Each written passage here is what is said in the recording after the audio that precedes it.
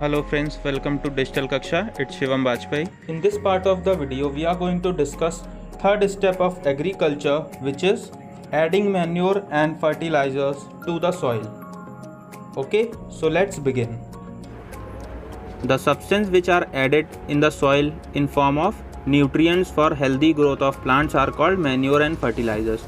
So वो substance जो हम soil में add करते हैं सॉइल को न्यूट्रिएंट प्रोवाइड कराने के लिए और हेल्दी ग्रोथ के लिए प्लांट की, तो वो क्या कहलाते हैं? मैन्योर और फर्टिलाइजर्स कहलाते हैं. When the farmer grow crop year after year the soil become less fertile, so the farmer add natural manure और chemical fertiliser to increase the fertility of the soil. इसका मतलब क्या होगा? लगातार वो लोग क्रॉप ग्रो करते रहते हैं कंटिन्यू बेसिस पे, तो धीरे धीरे सॉइल की फर्टिलिटी जो है पैदा करने की क्षमता जो होती है ग्रो करने की प्लांट्स को, वो कम हो जाती है. तो फार्मर्स उसमें क्या करते हैं?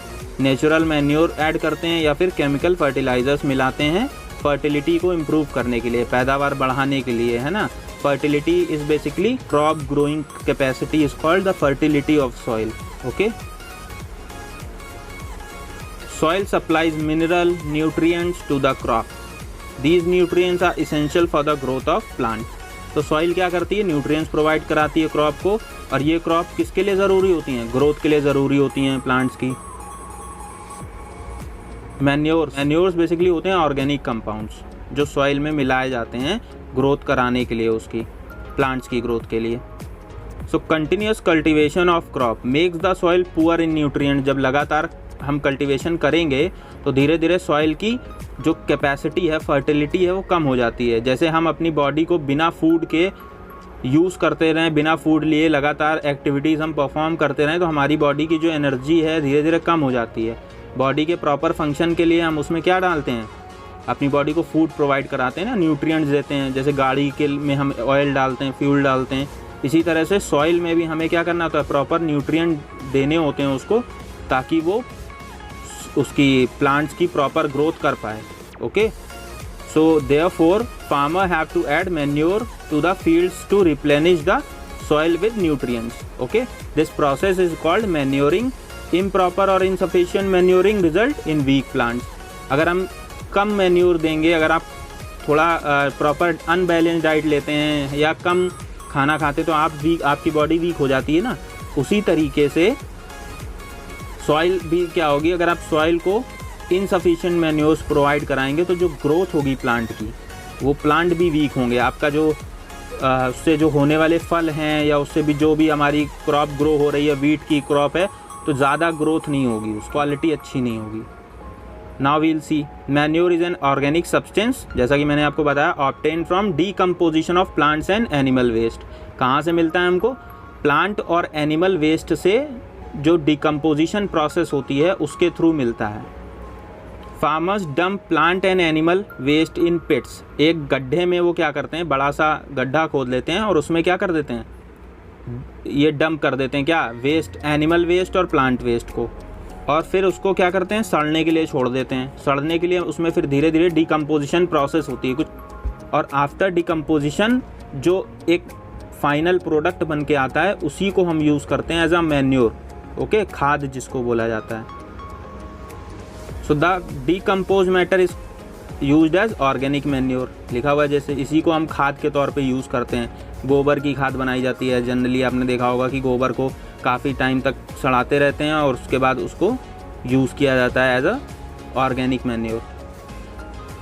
वर्मी कंपोस्टिंग क्या है? वर्मी कंपोस्टिंग बेसिकली एक मैन्योर प्रोड्यूस करने की प्रोसेस है, मैन्योर्स प्रिपेयर करने की प्रोसेस. ठीक है. इसमें कुछ माइक्रो ऑर्गेनिज्म को यूज़ किया जाता है to enhance the quality of organic matter. उस ऑर्गेनिक जो भी डिकम्पोजिशन प्रोसेस हो रही है उसको काफ़ी अच्छे तरीके से परफॉर्म करने के लिए वर्मी कंपोस्टिंग की जाती है. कुछ माइक्रो ऑर्गेनिज्म की हेल्प ली जाती है. तो वही लिखा है, is the product of decomposition process using various species of worm, usually red विगल्स, white worms and other earthworms. Okay. To create a mixture of decomposing vegetable or food waste, bedding materials and vermicast. So इन सबको मिलाकर इन सबको decompose करने के लिए कुछ special type के micro organism use किए जाते हैं, जैसे कि आपको बताया रेड विगलर्स और वाइट वर्म्स और अदर अर्थवर्म्स, इनका यूज़ करके हम क्या करते हैं, ये एक तरीके से प्रोसेस होती है मैन्योर क्रिएट करने की। Okay, so this process is called vermi composting, while the rearing of worm for this process is called vermiculture। मतलब इसके लिए जैसे आपने पढ़ा होगा ना कि सिल्क प्रोड्यूस करने के लिए जो सिल्क वर्म होता है उसको एक तरह से रियरिंग की जाती है, उनको पाला जाता है। उसी तरह से ये जो वर्म्स होते हैं अर्थ वर्म वगैरह, वाइट वर्म्स और रेड विगलर्स, इनको भी क्या करा जाता है, अलग से इनको रियरिंग की जाती है। So the process and this is called vermiculture. ये जो इनको रियरिंग की प्रोसेस है that is called vermiculture. Vermicast क्या होते हैं, also called worm casting, worm humus, worm manure और worm faeces. Okay, it is end product of the broke down of organic matter by earthworm. जो final product मिलता है उसको हम क्या बोलते हैं, वर्मी कास्ट। ओके, जो भी फाइनल प्रोडक्ट हमें मिलेगा इनके बाद, जैसे ये ऑर्गेनिक मैटर को क्या करते हैं, ये जो माइक्रोब्स होते हैं ये खाते हैं, उनको डिकम्पोज करते हैं, उसके बाद ये अपना जो वेस्ट निकालते हैं, तो वो जो वेस्ट निकल के आता है वो हमारा एक तरह से वर्मी कास्ट होता है। ठीक है, इसीलिए लिखा हुआ है इसमें वर्म फेसेस, है ना, worm humus. These casting have been shown to contain reduced level of contaminants। इसमें जो होता है ना, ये जो वर्मी कास्ट होता है, ये जो फाइनल प्रोडक्ट हमें मिलता है, इसमें गंदगी कम होती है। दूसरा, a higher saturation of nutrient का हायर सेचुरेशन होता है, न्यूट्रिएंट ज़्यादा से ज़्यादा क्वांटिटी में होते हैं। तो जैसा कि आप यहाँ देख सकते हैं पिक्चर में, ये पिक्चर आपकी वर्मी कंपोस्टिंग की, जिसमें कीड़ों के थ्रू क्या किया जा रहा है, आपका वर्मी कंपोस्टिंग यानी कंपोस्ट बनाई जा रही है, मैन्योर प्रोड्यूस की जा रही है। Okay, now we will discuss advantages of manure. सबसे पहला तो है ऑर्गेनिक मटेरियल होता है ये हमारा, है ना, तो केमिकल सब्सटेंस वैसे ही हमारे हार्मफुल होते हैं, तो ऑर्गेनिक मटेरियल है इसलिए हमारे लिए आर्टिफिशियल है। दूसरा है हमारा वाटर होल्डिंग कैपेसिटी को बढ़ाते हैं मैन्योर सॉइल की।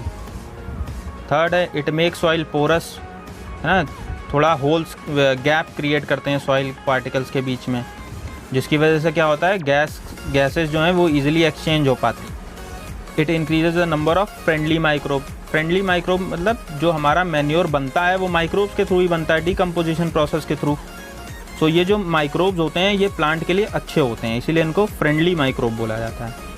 और लास्ट में हम देखेंगे it improve the texture of soil, इसकी वजह से सॉइल का टेक्सचर भी अच्छा होता है। ये हमारे एडवांटेजेस होते हैं मैन्योर के। Okay,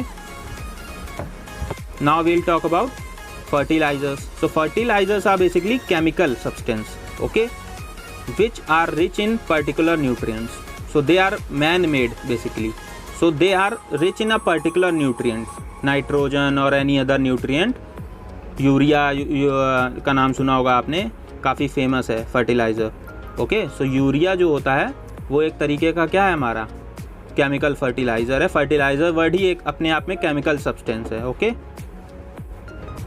fertilizers are produced in factories.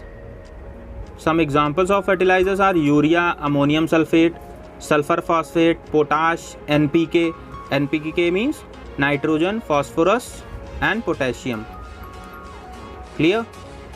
The use of fertilizers has helped farmer to get better yield of the crop such as wheat, paddy, maize. So इन सारे क्रॉप्स की इनको ग्रो करने में यूज़ किया जाता है फर्टिलाइजर्स का।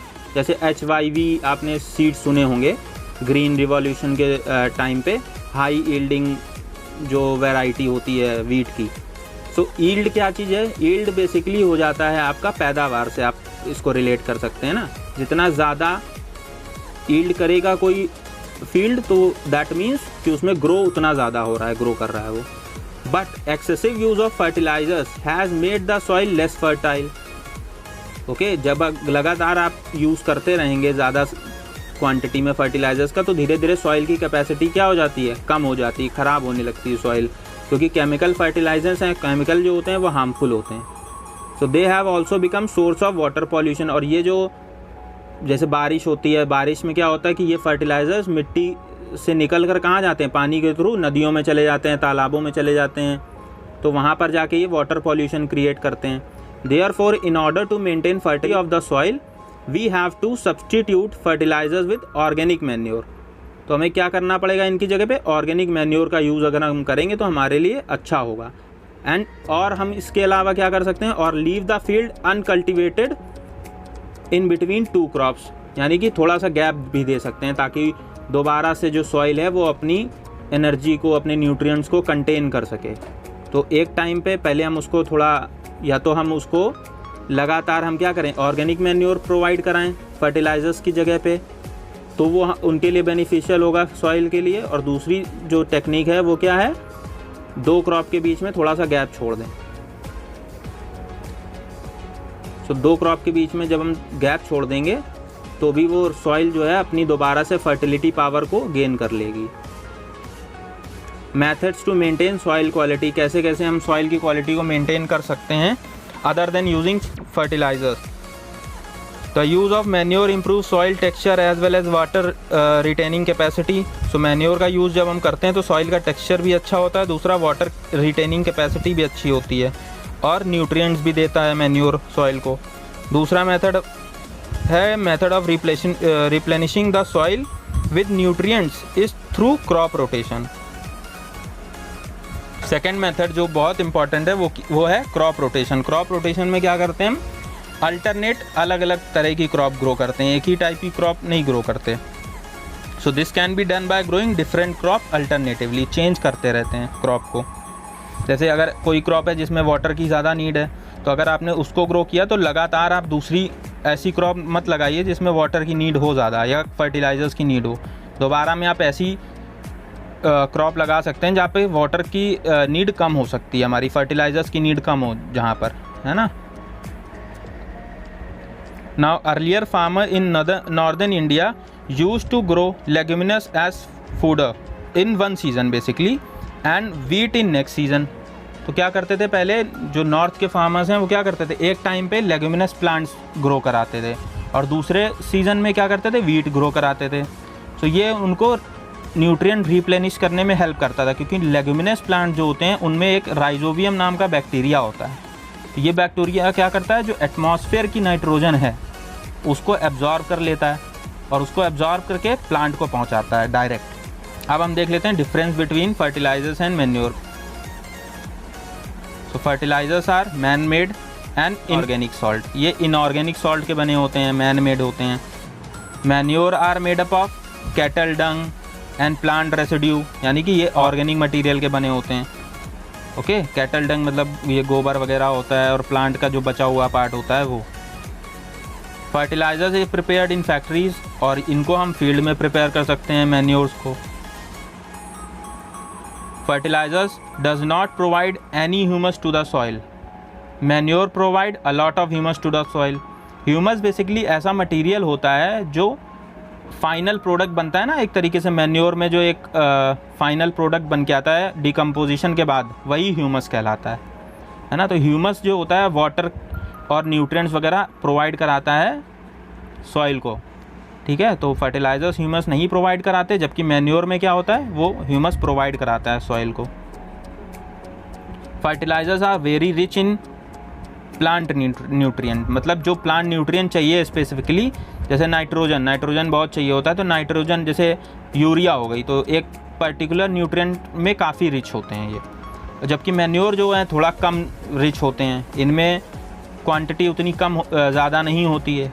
जैसे अगर आप विटामिन की टैबलेट ले रहे हो, दूसरा अगर आप वेजिटेबल्स वगैरह खा रहे हो उनके थ्रू आपको विटामिन मिल रहा है कोई पर्टिकुलर, ठीक है। तो दोनों में डिफरेंस होता है, दूसरे में जो है वो कम होते हैं न्यूट्रिएंट्स, लेकिन जो केमिकल प्रोसेस होती है ना, केमिकल प्रोसेस में न्यूट्रिएंट भले ही ज़्यादा हों लेकिन उनकी एब्जॉर्बिंग कैपेसिटी कम हो जाती है, प्लांट्स उनसे एब्जॉर्ब नहीं कर पाते अच्छे से। Okay, so I hope fertilizers and manures are clear to all. If you have any doubt you can ask me in comment. That's it for today. Have a nice day. Stay home, stay safe. Goodbye, take care.